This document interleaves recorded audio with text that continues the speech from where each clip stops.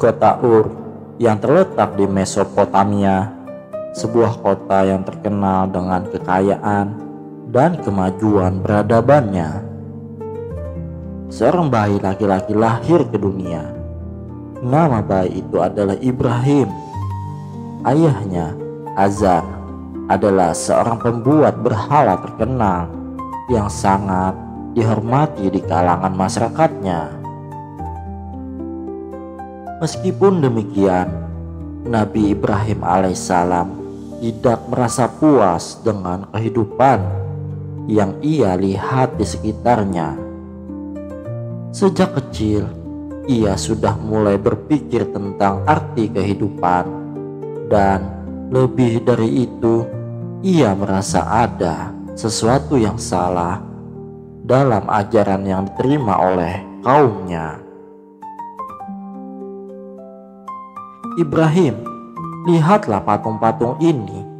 Mereka adalah dewa-dewa kita, kata Azar sambil menunjukkan patung-patung besar yang ia buat dengan penuh kebanggaan. Ibrahim alaihissalam yang masih kecil hanya menggelengkan kepala. Ia merasa bahwa ada yang tidak beres dengan apa yang diajarkan oleh ayahnya. Meskipun dalam dunia yang penuh kekafiran ini, Ibrahim alaihissalam tetap merasa ada kekuatan yang lebih besar dari semua yang ada di sekitarnya. Pada masa kanak-kanak, Ibrahim alaihissalam mulai menunjukkan kecerdasannya dengan bertanya-tanya, apakah patung-patung ini dapat mendengar atau melihat. Ayahnya menjawab dengan yakin, mereka adalah dewa yang memberi berkah kepada kita. Namun, jauh di dalam hati Ibrahim alaihissalam, ia merasa bahwa ini bukanlah kebenaran yang sejati. Ia mulai mempertanyakan keberadaan patung-patung itu dan mengapa orang-orang begitu yakin bahwa benda-benda mati ini bisa memberikan mereka kekuatan atau bantuan.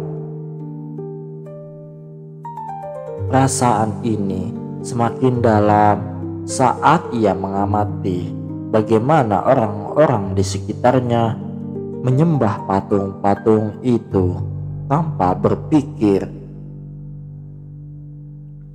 Pada suatu malam yang gelap, Ibrahim alaihissalam duduk sendiri di atas bukit kecil yang menghadap kota. Bintang-bintang bersinar terang dan ia mulai berpikir lebih dalam lagi. Mengapa aku melihat semua ini, namun tidak merasa ada apapun yang bisa menjelaskan kebenaran tentang hidup ini, batinnya. Ketika ia memandang langit yang luas, ia mulai mempertanyakan apa yang ada di balik semua ini. Apakah bintang-bintang ini, matahari, bulan, dan segala sesuatu yang ada di bumi ini adalah ciptaan yang tak bernyawa? Siapakah yang mengaturnya? Ibrahim alaihissalam merasa ada sesuatu yang besar dan luar biasa di balik semua yang ada. Dan ia merasa bahwa ini adalah awal dari perjalanan hidupnya yang sesungguhnya. Beberapa hari kemudian, Ibrahim alaihissalam kembali ke kota Ur dengan mulai berbicara kepada masyarakat. Wahai kaumku, mengapa kalian menyembah berhala-berhala yang tidak bisa mendengar, tidak bisa berbicara, dan tidak bisa bergerak?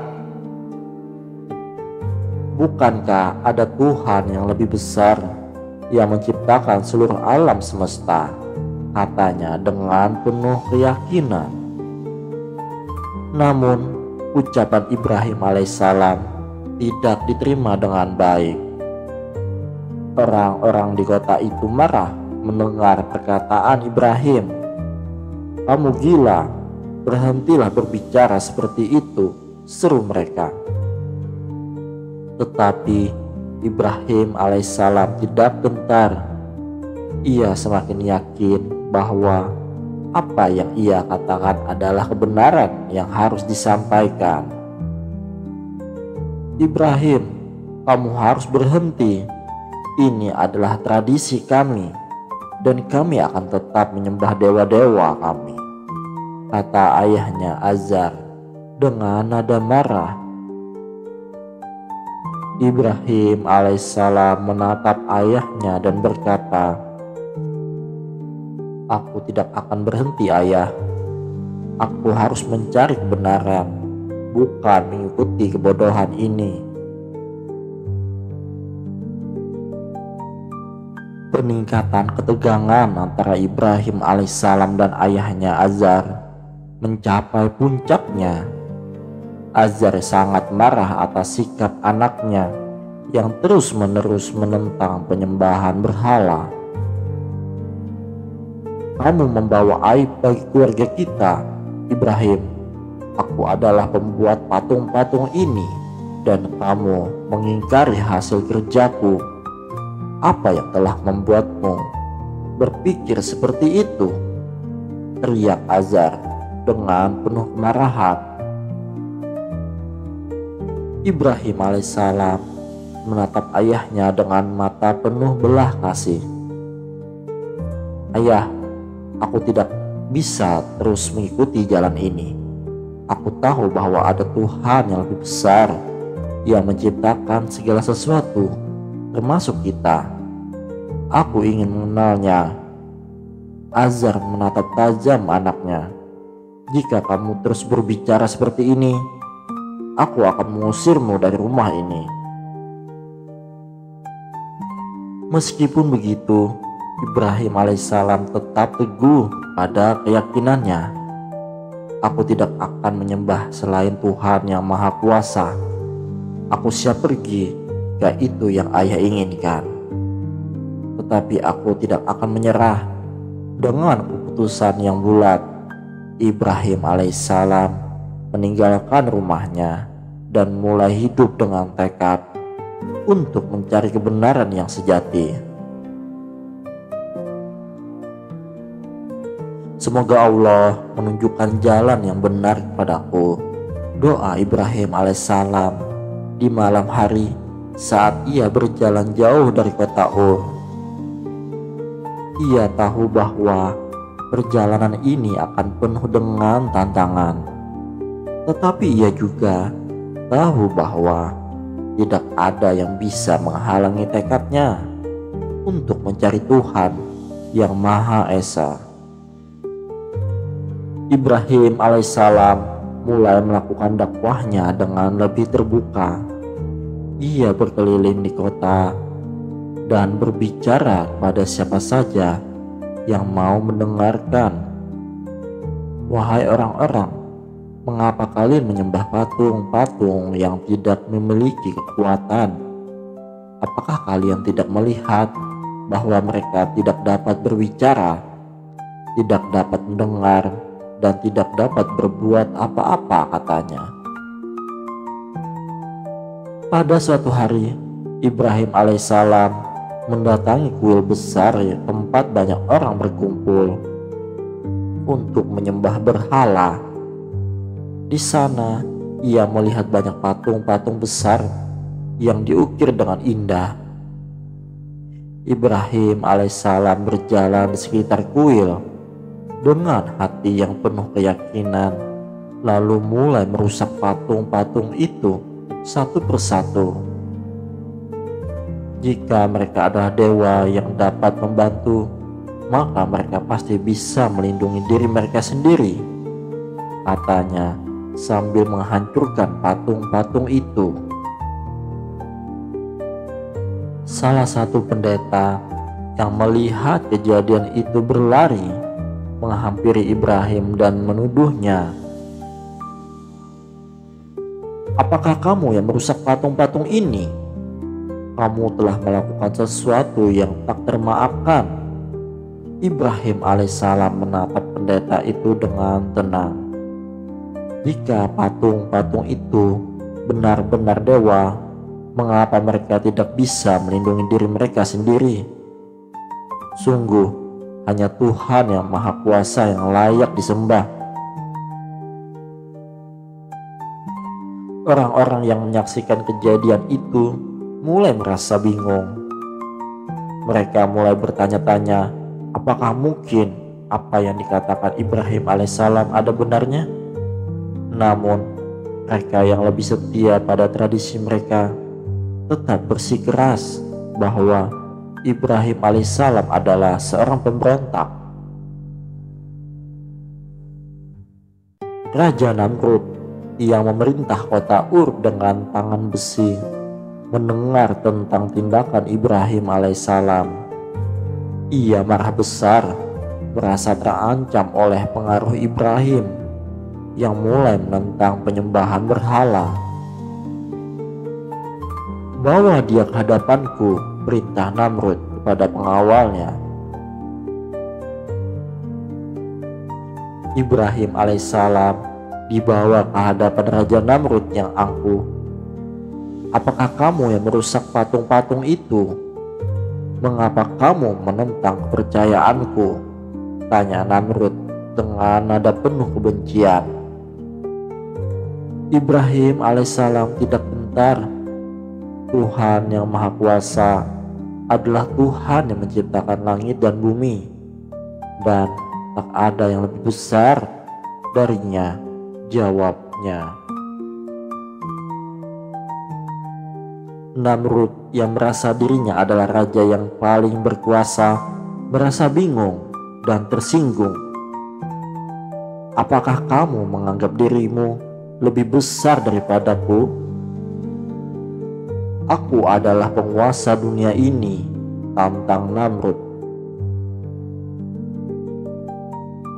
Ibrahim alaihissalam dengan tegas menjawab, "Tuhan yang aku sembah adalah Tuhan yang memberi kehidupan dan mencabutnya. Tuhan yang mengatur segala sesuatu, bukan kamu." Raja Namrud kemudian memerintahkan agar Ibrahim alaihissalam dihukum. Namun Ibrahim alaihissalam tetap percaya bahwa Allah akan melindunginya.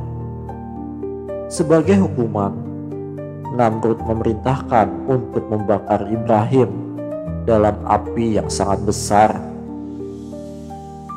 Ibrahim alaihissalam diikat dan dibawa keluar kota, di mana sebuah lubang besar ada api besar telah disiapkan. Orang-orang berdiri mengelilingi api itu, menunggu hukuman yang akan dijatuhkan pada Ibrahim. Raja Namrud berdiri dengan sombong, melihat dengan penuh kebencian pada Ibrahim alaihissalam yang tidak pernah surut dengan keyakinannya. "Ini adalah akhir dari perjuanganmu, Ibrahim," teriak Namrud.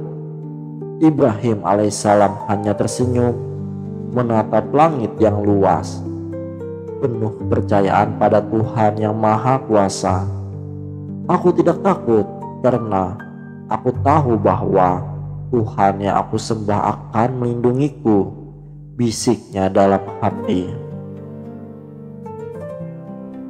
Kemudian para penjaga melemparkan Ibrahim alaihissalam ke dalam api yang menyala-nyala. Api itu begitu besar dan panas sehingga orang-orang yang berdiri di sekitar api merasakan panasnya. Namun keajaiban terjadi. Ibrahim alaihissalam tidak terbakar sedikit pun. Justru ia keluar dari api itu dengan selamat. Tubuhnya tidak terluka sedikit pun. Semua orang terdiam Mereka tidak bisa percaya apa yang baru saja terjadi. Bahkan Raja Namrud yang sombong mulai merasakan ketakutan. "Apa yang telah terjadi?" teriaknya. Ibrahim alaihissalam berdiri tegak di depan api yang menyala. "Sesungguhnya Allah lah yang maha kuasa atas segala sesuatu. Tidak ada yang bisa mengalahkannya," katanya dengan tenang.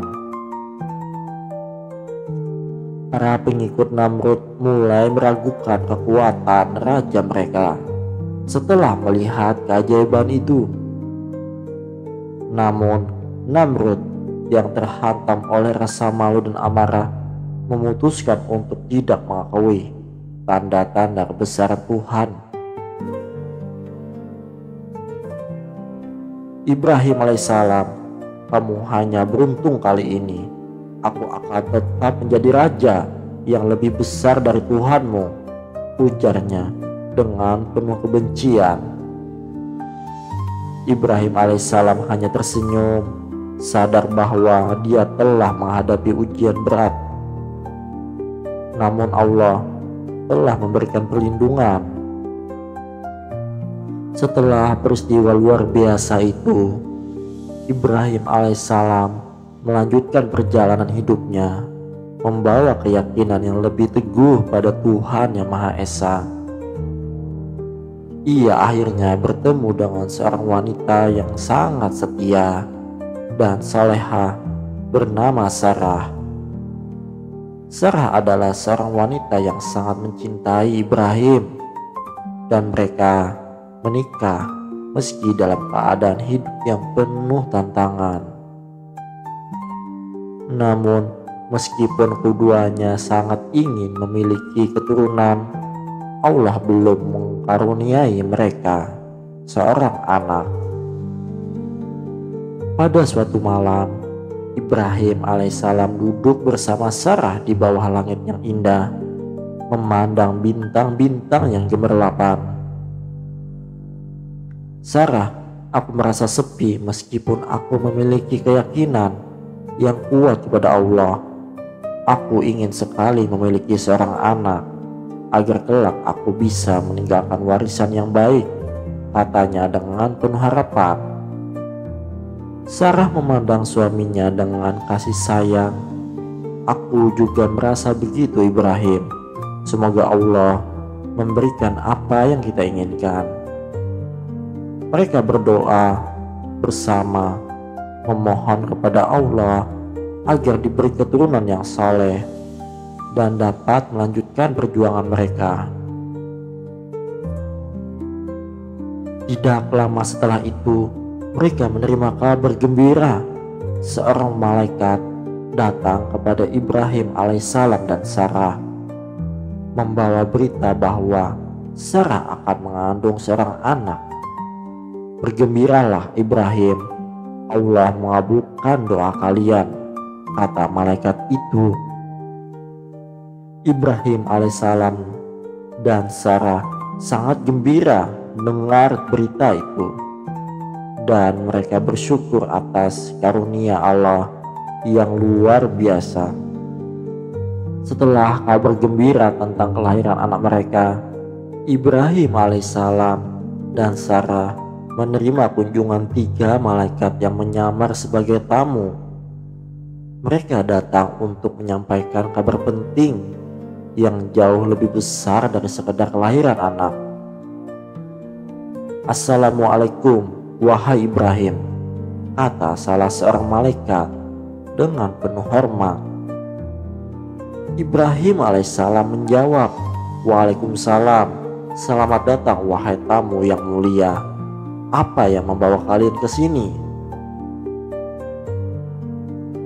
Para malaikat itu menjelaskan bahwa mereka bukan sekedar tamu biasa. Mereka datang untuk menyampaikan takdir yang sangat besar. Allah akan menghancurkan kota Sodom dan Gomora karena perbuatan buruk penghuninya. Namun sebelum melakukan itu, mereka ingin memberitahukan Ibrahim alaihissalam sebagai utusan Allah.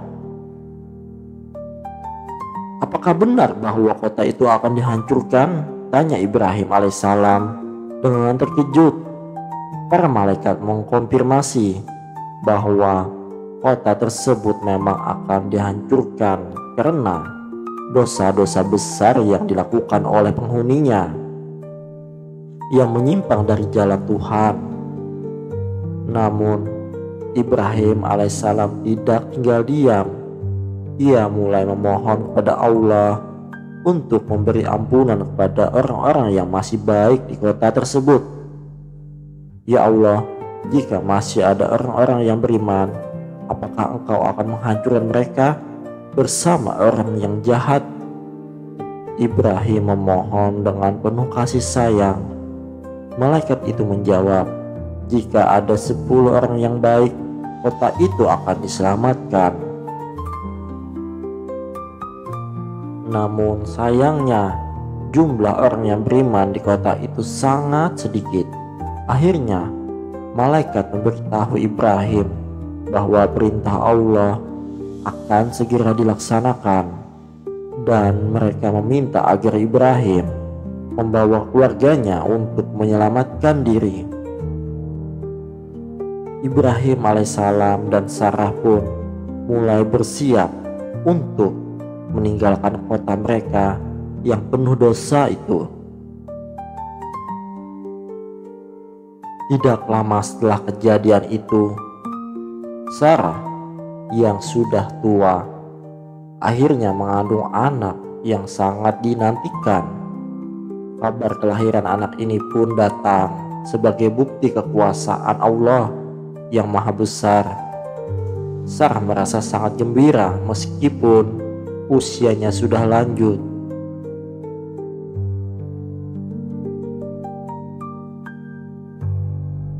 Nabi Ibrahim alaihissalam sangat bersyukur atas karunia ini.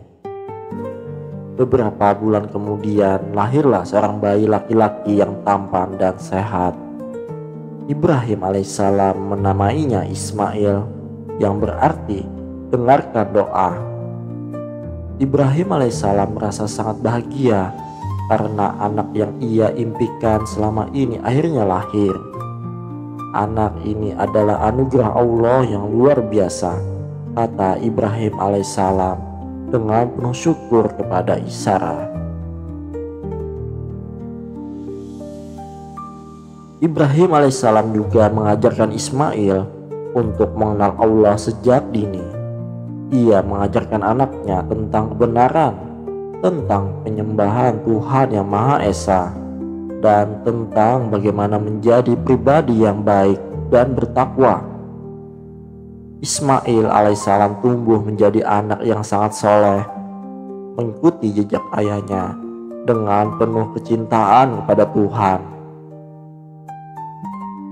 Namun, meskipun kebahagiaan datang, ujian berat kembali menghampiri Ibrahim alaihissalam. Allah akan menguji keimanan Ibrahim alaihissalam dengan cara yang sangat besar. Suatu malam, Ibrahim alaihissalam mendapat mimpi yang sangat jelas. Dalam mimpinya, Allah memerintahkan Ibrahim untuk mengorbankan anaknya yang sangat ia cintai, Ismail alaihissalam, sebagai ujian bagi keimanan dan ketaatan kepada Tuhan. Ibrahim alaihissalam terbangun dengan hati yang berat. Ya Allah, apakah benar ini yang Engkau perintahkan, pikirnya. Ibrahim alaihissalam merasa sangat terpukul, namun ia tahu bahwa sebagai seorang hamba, ia harus taat kepada perintah Allah. Pagi harinya, Ibrahim alaihissalam memanggil Ismail alaihissalam dan berkata, "Anakku, aku telah bermimpi bahwa aku diperintahkan untuk mengorbankanmu. Apa yang harus aku lakukan?" Ismail alaihissalam yang masih muda menjawab dengan penuh keikhlasan, "Ayah, lakukanlah apa yang diperintahkan.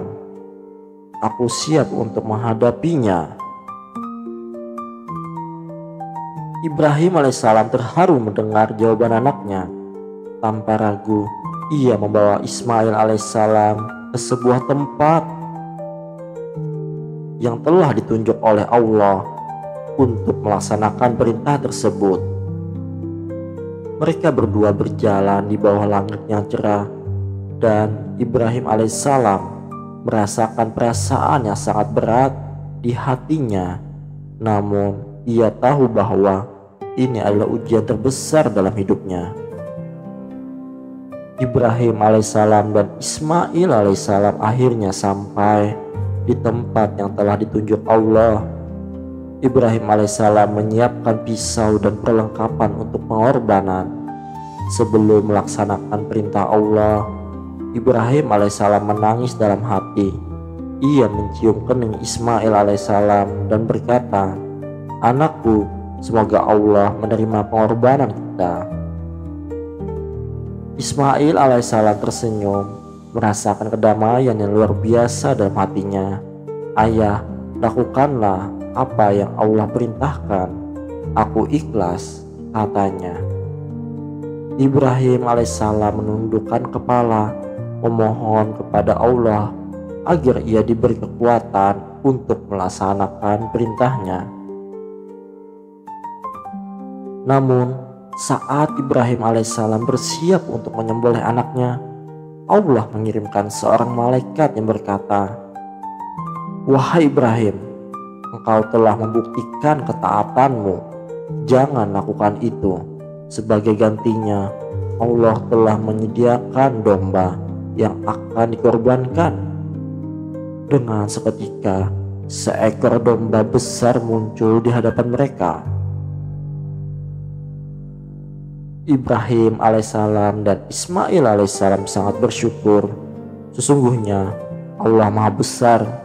Dia tidak akan membiarkan hambanya terjerumus dalam kesulitan, kata Ibrahim alaihissalam dengan penuh kebahagiaan.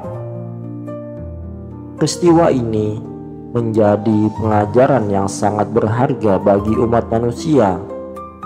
Allah menggantikan pengorbanan Ismail dengan seekor domba sebagai bukti bahwa Allah menguji hambanya dengan ujian yang sesuai dengan kemampuan mereka. Pengorbanan ini dikenang setiap tahun oleh umat Islam sebagai perayaan Idul Adha yang menjadi simbol ketaatan dan pengorbanan yang tulus kepada Allah. Ibrahim alaihissalam dan Ismail alaihissalam kembali ke rumah mereka, dan mereka semakin teguh dalam keimanan mereka. Mereka menyadari bahwa segala sesuatu yang terjadi adalah atas izin Allah, dan hanya dengan keteguhan hati mereka dapat menjalani ujian-ujian hidup dengan penuh kesabaran. Perjalanan Ibrahim alaihissalam bersama Ismail alaihissalam kemudian mengarah pada perintah Allah yang lain untuk membangun Ka'bah di Mekah sebagai tempat ibadah umat manusia. Mereka berdua bekerja sama membangun rumah suci tersebut yang menjadi pusat ibadah bagi seluruh umat muslim di seluruh dunia. Inilah tempat yang akan mengingatkan kita kepada Tuhan Yang Maha Esa, kata Ibrahim alaihissalam sambil melihat bangunan Ka'bah yang mulai terbentuk. Ibrahim alaihissalam juga berdoa agar tempat tersebut menjadi tempat yang penuh berkah dan keselamatan. Ya Allah, jadikan Mekah ini tempat yang aman, dan jadikanlah orang-orang yang datang ke sini dapat merasakan kedamaian dalam iman mereka, doanya. Setelah menyelesaikan pembangunan Ka'bah, Ibrahim alaihissalam berdoa lagi kepada Allah, memohon agar keturunannya menjadi umat yang baik dan selalu istiqomah dalam kebenaran. Ya Allah, jadikan keturunanku sebagai umat yang senantiasa beribadah kepadamu, doanya. Ibrahim alaihissalam terus berusaha membimbing umatnya untuk berada di jalan yang benar. Meskipun banyak tantangan yang harus ia hadapi, keimanan tetap kokoh, dan ia tidak akan pernah berhenti berdoa dan berdakwah Setiap malam ia berdoa agar diberikan petunjuk dan kemudahan dalam menghadapi kehidupan yang penuh ujian. Pada usia yang sangat tua, setelah menghabiskan hidupnya dengan penuh pengabdian kepada Allah, Nabi Ibrahim alaihissalam merasa bahwa waktunya telah tiba. Sebelum wafat, ia memberikan pesan-pesan kepada anak cucunya dan umatnya agar selalu mengingat Tuhan dan mengikuti jalan yang benar. Jangan pernah menyembah selain Allah, berpeganglah pada kebenaran dan jadikan hidup ini sebagai jalan untuk mencari ridhonya. Pesan terakhir Ibrahim alaihissalam dengan ketenangan hati. Ia pun menghadap Sang Pencipta, meninggalkan warisan yang sangat besar bagi umat manusia. Nabi Ibrahim alaihissalam dimakamkan di tempat yang mulia dan namanya terus dikenang sebagai seorang nabi yang penuh ketabahan, kesabaran, dan ketaatan kepada Allah. Kisah hidupnya menjadi teladan bagi umat manusia sepanjang zaman. Tamat. Wassalamualaikum warahmatullahi wabarakatuh.